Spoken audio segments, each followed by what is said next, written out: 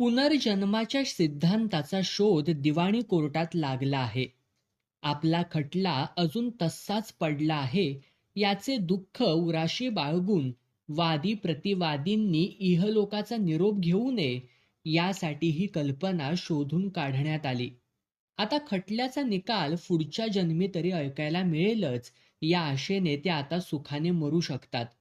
वैद्यजींच्या बैठकीच्या बाहेर ओसरीवर जो इसम यावेळी बसलेला होता त्याने सुमारे 7 वर्षांपूर्वी दिवाणी कोर्टात एक दावा दाखल केला होता. त्यामुळे त्याच्या बोलण्यात पूर्वजन्मीचे पाप, भाग्य, भगवान, पुढील जन्माचा कार्यक्रम वगैरे गोष्टी न चुकता येणे स्वाभाविक होते. त्याला लोक लंगडा असे म्हणत. कपाळावरती कबीरपंथी टिळा, गळ्यात तुळशीची माळा, वारा वादळ सोसलेला दाढीयुक्त चेहरा, किरकोळ शरीरयष्टी, अंगात कापूस भरलेली बंडी, एक पाय गुडघ्यात कापला होता. त्याची भरपाई एका काठीच्या साह्याने करण्यात आली होती. जुन्या काळचे ख्रिस्ती संत दररोज आपल्या हाताने स्वतःच्या पाठीवर जोरजोरात 100 फटके मारून घेत असत. त्यांच्या चेहऱ्यावर जसा भाव दिसे तसा लंगड्याच्या चेहऱ्यावर होता. शनिचरने भांगेचा एक पेला पुढे करीत म्हटलं, "घे बाबा लंगड्या, पिऊन टाक. या भांगेत खूप माल मसाला घातलाय." लंगड्याने एक दीर्घ असा उसासा टाकला आणि डोळे मिटून घेतले. आत्मदयेने पीडित व्यक्तींपासून तो वाजवीपेक्षा जास्त खाणाऱ्या लोकांपर्यंत भावप्रदर्शनाची ही एक अत्यंत लोकप्रिय मुद्रा समजली जाते. शनिचरने त्याचा नाद सोडला आणि डार्विनच्या विकासवादी सिद्धांताला पुष्टी देणारी एक वानर उडी मारून बैठकीच्या आतील भागावर हल्ला चढवला. तेथे प्रिन्सिपल साहेब, कारकून, वैद्यजी, रंगनाथ वगैरे बसले होते.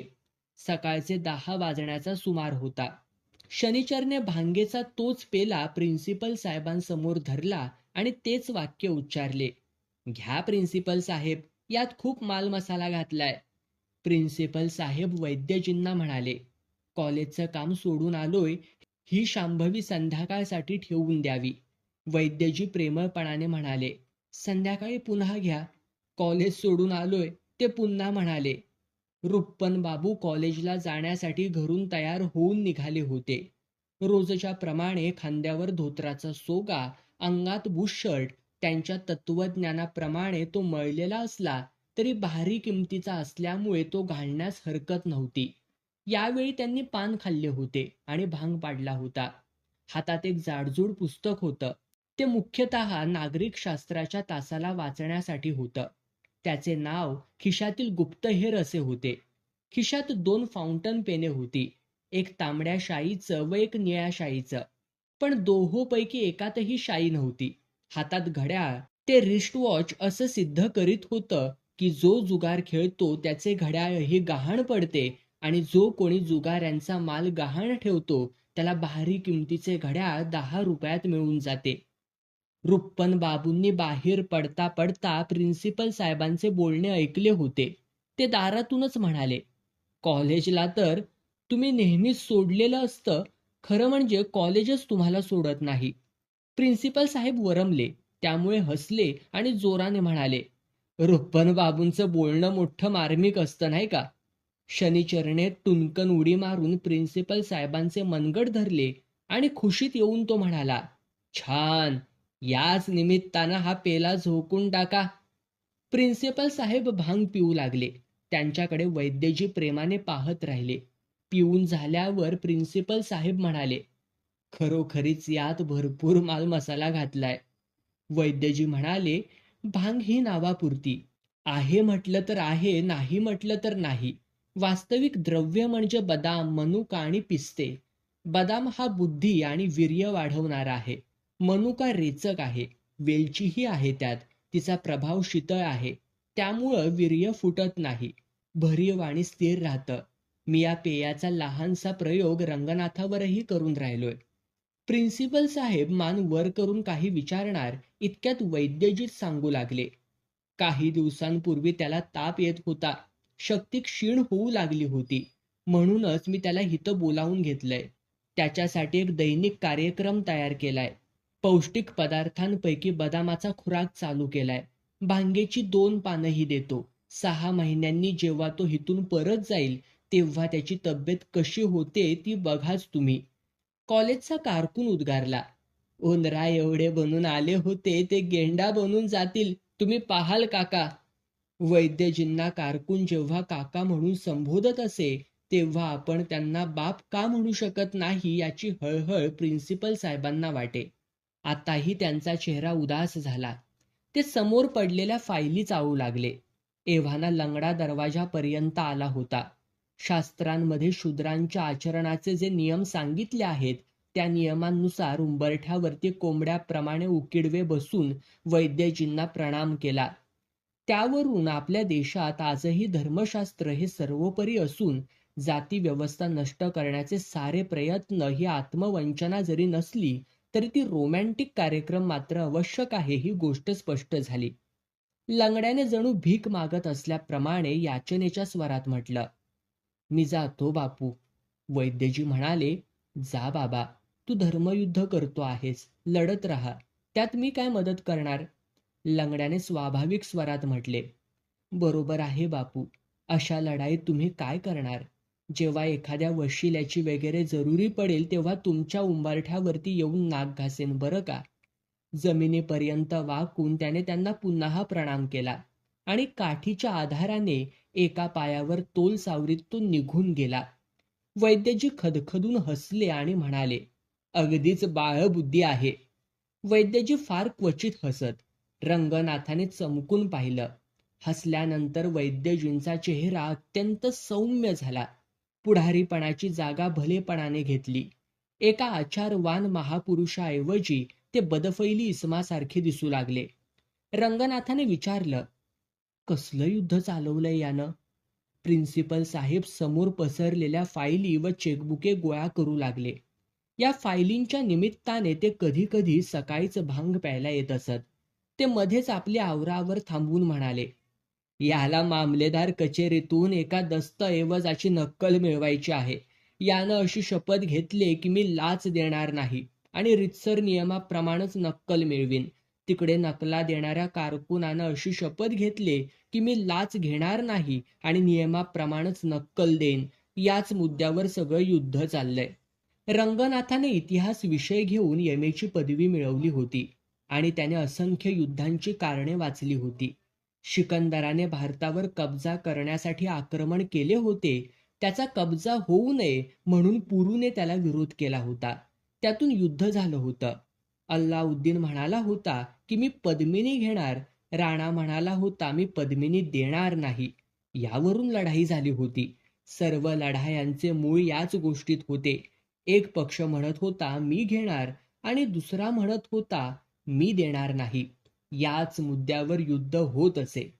परंतु या ठिकाणी लंगडा म्हणत होता की मी नियमाप्रमाणे नक्कल घेणार आणि कारकून म्हणत होता की मी नियमाप्रमाणेच नक्कल देणार आणि तरीही युद्ध चाललं होतं. रंगनाथाने प्रिन्सिपल साहेबांना या ऐतिहासिक विपर्यासाचा अर्थ विचारला. त्यांच्या वतीने कारकून म्हणाला, हे शिवपालगंजवाल्यांचे चोचले आहेत सगळे. ते सहजासहजी लक्षात यायचे नाहीत. हा लंगडा हिथून 5 कोस दूर असलेल्या एका खेड्यात राहणारा आहे. बायको मरून गेले, मुलांशी याचं पटत नाही. मुलं आपल्याला मेलीत असं तो समजतो. भगत माळकरी माणूस आहे हा. कबीर आणि दादू यांची भजनं सतत गात असे. गाता गाता थकवा आला तेव्हा बसल्या बसल्या एक दिवाणी दावा गुदरून दिला. या दाव्यासाठी एका जुन्या निकालाची नक्कल हवे. त्यासाठी त्यानं मामलेदार कचेरीत अर्ज केलाय. त्या अर्जात काहीतरी उणीव राहून गेले म्हणून तो फेटाळून लावण्यात आला. तेव्हा त्यानं दुसरा अर्ज दिला. काही दिवसांपूर्वी हा मामलेदार कचेरीत नक्कल घ्यायला गेला. नक्कल कारकून वस्ताद भेटला. त्यानं 5 रुपये मागितले. लंगडा म्हणाला 2 रुपयांचा रेट आहे. यावर वाद माजला. 2-4 वकील तिथं उभे होते. त्यांनी प्रथम नक्कल कारकुनाला सांगितलं की बाबा रे, हा बिचारा लंगडा आहे, 2 रुपयात समाधान मान. नक्कल घेऊन तुझं गुणगान करीत राहील. पण तो नक्कल कारकून मुळीच द्रवला नाही. उलट अडेल तट्टूपणानं म्हणाला, मर्द एकदाच काय ते बोलतो. जे सांगितलंय तेच मी घेईन, त्यात मुळीच बदल मात्र करणार नाही. तेव्हा मग वकिलांनी लंगड्याची समजूत घालण्याचा प्रयत्न केला. ते म्हणाले, नक्कल कारकून साहेबही कुटुंबवत्सल आहेत. त्यांच्या मुलींची लग्न व्हायची आहेत, म्हणून त्यांनी दर वाढवलाय. देऊन टाक 5 रुपये, काय होतंय तेवढ्याने? पण लंगडाही अडून बसला. तो म्हणाला, अलीकडे हे असंच चाललंय. पगार सगळा दारूत आणि मटण मांसात उडवून टाकतात आणि मुलींच्या लग्नासाठी लाच घेतात. हे ऐकताच नक्कल कारकून बिथरला. तो गुरगुरला, जा जा, मी आता मुळी लाचच घेणार नाही. जे काही करायचे ते नियमाप्रमाणे करीन. वकिलांनी त्याला पुष्कळ समजावलं की बाबा रे, असं करू नकोस. लंगडा देवभक्त आहे, त्याचं बोलणं मनावर घेऊ नकोस. पण त्याचा राग काही केल्या कमी झाला नाही. रंगनाथ बाबू, खरं म्हणाल तर लंगड्याचं म्हणणं काही चूक नव्हतं. या देशात मुलींची लग्न ही सुद्धा चोरीची सबब झाले. एक जण लाच घेतो तर दुसरा म्हणतो, काय करणार बिचारा, मोठं कुटुंब आहे, मुली लग्नाच्या आहेत. साऱ्या बदमाशीची सबब म्हणजे मुलींची लग्न. ते असो, लंगडा आणि नक्कल कारकून यांच्यात खूप कडाक्याचं भांडण झालं. आता लाचलुचपतीच्या बाबतीत प्रत्येक गोष्टीवर हुज्जत होतच असते. पूर्वीचा मामला सीधा सरळ असे. जुनी माणसं शब्दाला जागणारी होती. 1 रुपया टेकवला की दुसऱ्या दिवशी नक्कल तयार. आता ही शाळेतनं बाहेर पडणारी नवी नवी पोरं कचेऱ्यांतून घुसतात आणि देवाणघेवाणीचा रेट सगळा बिघडवून टाकतात. त्यांचं बघून जुनी माणसंही वाटेल तसं वागू लागतील. आजकाल लाच घेणं आणि लाच देणं दोन्ही गोष्टी कटकटीच्या होऊन बसल्या आहेत. लंगड्यालाही राग आला. त्यानं गळ्यातल्या तुळशीच्या माळेला स्पर्श करून म्हटलं, जा जा, तूही नियमाप्रमाणे वाग आणि मीही नियमाचं काटेकोर पालन करतो. आता तुला एक फुटकी कवडीही मिळायची नाही. मी अर्ज तर गुदरलाय, कधी ना कधी त्याचा नंबर येईलच की. त्यानंतर लंगड्यानं मामलेदाराकडे जाऊन त्यांना सगळी हकीकत सांगितली. मामलेदार खो खो करून हसला आणि म्हणाला, शाबास लंगड्या, अगदी योग्य तेच केलंस. या देण्या घेण्यात पडण्याची तुला जरुरीच नाही. नंबर आला की तुला नक्कल मिळून जाईल. त्याने शिरस्तेदाराला सांगितलं, हा बिचारा लंगडा 4 महिने हैराण झालाय. आता नियमाप्रमाणे काम झालं पाहिजे. याला कोणी त्रास देता कामा नये बरं का. यावर शिरस्तेदार म्हणाला, सरकार, हा लंगडा चक्रम आहे. तुम्ही याच्या भानगडीत पडू नका. त्याबरोबर लंगडा शिरस्तेदारावर उखडला. दोघेही हमरीतुमरीवर आले. अखेर मामलेदारानं कसंबसं त्यांचं भांडण मिटवलं. लंगड्याला पक्क माहीत आहे की नक्कल कारकून या ना त्या सबबीवर आपला अर्ज फेटाळून लावणार म्हणजे लावणार. अर्ज म्हणजे मुंगीचा जीव. तो जीव घ्यायला फार ताकद लागत नाही. त्याचप्रमाणे अर्ज फेटाळून लावायला फारसं कारण लागत नाही. फीचं तिकीट कमी लावलंय, फायलीचा नंबर चुकीचा लिहिलाय, एक रकाना भरलाच नाही, यासारखं एखादं कारण नोटीस बोर्डावर लिहिलं जातं आणि ती चूक दिलेल्या मुदतीत दुरुस्त केली नाही तर अर्ज फेटाळून लावला जातो. म्हणून आता लंगड्याने जय्यत तयारी करून ठेवले. तो आपलं गाव सोडून हिता आलाय. त्यानं आपल्या घराला कुलूप ठोकलंय. शेतीवाडी, पीक पाणी, गुरंढोरं सारं काही देवाच्या भरवशावरती सोडून हिता आलाय. आपल्या एका नातेवाईकाकडे मुक्काम ठोकलाय आणि दिवसभर मामलेदार कचेरीच्या नोटीस बोर्डाभोवती घुटमळत असतो. नोटीस बोर्डावर आपल्या अर्जासंबंधी एखादी सूचना लागली आणि ती आपल्याला कळलीच नाही असं होऊ नये म्हणून ही सारी धडपड. जरा दुर्लक्ष झालं तर अर्ज निकालात निघायचा. एकदा असं झालंय सुद्धा. नक्कल मिळवण्यासाठी काय करावं लागतं ते सारे नियम त्यानं तोंडपाठ करून ठेवलेत. फीचा संपूर्ण चार्ट त्याला पाठ आहे. माणसाला अवदसा आठवली की त्याला कोर्टाची पायरी चढायची इच्छा होते. लंगड्यालाही अवदसा आठवले. परंतु या खेपेला तो मामलेदार कचेरीवर असा काही तुटून पडलाय की पठ्ठा नक्कल घेतल्याशिवाय राहणार नाही असंच दिसतंय. बाहेर जाण्यासाठी कारकून उठला. प्रिन्सिपलने आजूबाजूला दृष्टी फिरवून म्हटलं, बद्री भैया दिसत नाहीत कुठे? वैद्यजी म्हणाले, एक नातेवाईक दरोड्यात अडकलेत. पोलिसांची लीला अपार आहे. तुम्हाला माहीतच आहे, बद्री तिकडेच गेलाय. आज येईल परत तो. शनीचर उंबरठ्याजवळ बसला होता. तोंडाने शीळ घालत तो म्हणाला, येत नाही तोपर्यंतच ठीक आहे. प्रिन्सिपल साहेबांनी भांग प्यायल्यामुळे आराम हराम हे या घोषणेचा एव्हाना त्यांना विसर पडला होता. एक मोठा तकिया आपल्या जवळ ओढून घेत ते आरामात टेकून बसले आणि त्यांनी विचारलं, काय भानगड आहे? शनिचरने हळूच सांगितलं, कॉपरेटिव्ह युनियनमध्ये अफरातफर झाले. बद्री भैयांना ते समजलं तर ते सुपरवायझरला खाऊ का गिळू करून टाकतील.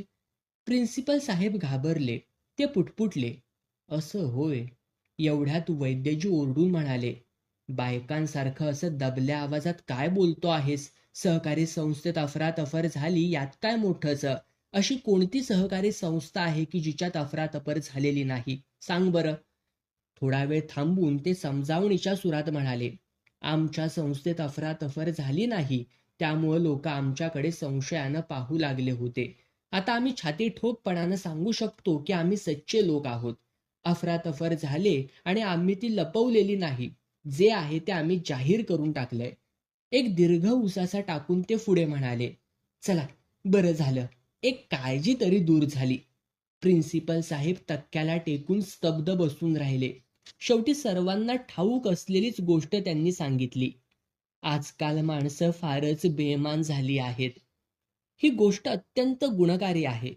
प्रत्येक भला माणूस दिवसातून 3दा जेवण झाल्यानंतर मल्टीव्हिटॅमिनच्या गोळ्यांप्रमाणे या गोष्टीचा वापर करू शकतो. परंतु कारकुनाला त्यामध्ये व्यक्तिशः आपल्यावरच आक्षेप असल्याचा भास झाला. त्याने उत्तर दिले, हे माणसा माणसावर अवलंबून आहे. आपल्या कॉलेजात आजपर्यंत कधी असं घडलं नाही. वैद्यजींनी त्याच्याकडे आत्मीयतेने पाहिले आणि स्मित केलं. सहकारी संस्थेतील अफरातफर बियाण्याच्या गोदामातून गहू पळवून करण्यात आली होती. तो रोख मनात धरून ते म्हणाले, कॉलेजात अफरातफर कशी होणार? तिथं काही गव्हाचं गोदाम नसतं. ही नुसती गंमत होती. प्रिन्सिपल साहेब त्या विनोदावर हसले. एकदा हास्याचा बाण फुटल्यावर पुढील जबाबदारी भांगेने सांभाळली. ते हसतच राहिले. परंतु कारकुनाला अजूनही आपल्यावर व्यक्तिशः आरोप केल्याचा संशय येत होता. तो म्हणाला, काका, कॉलेजात भुसाची शेकडो गोदामं आहेत. प्रत्येकाच्या मेंदूत भुसाच भरलाय. मूळ मुद्द्याची गोष्ट 2-4 तास इकडल्या तिकडल्या गप्पा झाल्यानंतर काढावयाची ही आपली गौरवपूर्ण परंपरा आहे. त्याप्रमाणे आता वैद्यजींनी प्रिन्सिपल साहेबांना विचारलं, आणखी काही विशेष काम? तसं काही नाही म्हणा. तो आपला खन्नांचा मामला आहे तेवढाच. परवा वर्गात काळा चष्मा घालून शिकवत होते. मी तिथल्या तिथं त्यांना फैलावर घेतलंय. मुलांना भडकवत होते. मी म्हटलं, बेट्या तुला हितल्या हित सिधा करतो. प्रिन्सिपल साहेबांनी स्वतःवर चांगलाच संयम ठेवला होता. पण वाक्य संपता संपता त्यांच्या तोंडून हे हे हे हे हे असा आवाज निघून गेलाच. वैद्यजी गंभीरपणे म्हणाले, असं करू नये. विरोधकांशीही सभ्यपणाची वागणूक ठेवली पाहिजे. असं पहा, प्रत्येक मोठ्या पुढाऱ्याला एक एक विरोधक असतो. प्रत्येकाने स्वेच्छेनं आपापला विरोधक धरून ठेवलाय. हा लोकशाहीचा सिद्धांतच आहे. आपले पुढारी किती शालीनपणे विरोधकांचे आघात झेलतात. विरोधी लोक त्यांच्या मनाला येईल ते बरळत असतात आणि आमचे पुढारी निमूटपणे आपलं काम करीत राहतात. कोणाचा कुणावरती परिणाम होत नाही. हा खरा आदर्श विरोध. तुम्हीही असंच वागलं पाहिजे बघा. राजनीतीच्या या मौलिक सिद्धांताचा कारकुनावर मुळीच परिणाम झाला नाही. तो म्हणाला, यात काही अर्थ नाही काका. खन्ना मास्टरांना मी चांगला ओळखून आहे. इतिहास घेऊन MA झालेत, पण त्यांना स्वतःच्या बापाचंही नाव ठाऊक नाही. फक्त गटबाजीत वस्ताद आहेत. आपल्या घरी मुलांना बोलावून त्यांना जुगार खेळायला लावतात. त्यांना सरळ करण्याचा एकच उपाय आहे. कधीतरी त्यांना धरून फडाफड फडाफड जोडे हाणायचे. हे ऐकताच वैद्यजी जास्तच गंभीर झाले. परंतु इतर लोकांना जोश आला. जोडे मारण्याचा ढंग आणि परंपरा याविषयी चर्चा सुरू झाली. शनिचर हरखून म्हणाला, खण्णाला फडाफड फडाफड हाणायच्या वेळी मला बी सांगा. बऱ्याच दिवसात मी कुणाला जोड्यानं मारलेलं नाही. 2-4 वार करायला मी सुद्धा येईन. एक इसम म्हणाला, जोडा फाटका असला आणि 3 दिवस पाण्यात भिजवलेला असला तर तो मारला की झक्काचा आवाज निघतोया आणि दूर दूरच्या लोकांना जोडपट्टी चाललेली माहिती मिळत्या. दुसरा एक जण म्हणाला, शिकलेल्या माणसाला जोड्यानं मारायचा असेल तर गोरक्षक जोड्याचा वापर केला पाहिजे. म्हणजे मार तर बसतो, पण फारशी बेइज्जती होत नाही. ओसरीवर बसल्या बसल्या तिसरा एक इसम म्हणाला, जोडं मारायची खरी पद्धत म्हणजे मोजून 100 जोडं मारायचं ठरवायचं. 99पर्यंत येई तो मागली संख्या विसरून जायची आणि पुन्हा पहिल्यापासून 1-2 मोजायला सुरुवात करायची. त्याला मनःपूर्वक पाठिंबा देत चौथा ग्रहस्थ म्हणाला, खरोखरी खेटरपट्टी करण्याची हीच एकमेव पद्धत आहे आणि म्हणून मी बी 100 पर्यंत आकडं पाठ करायला सुरुवात केल्या.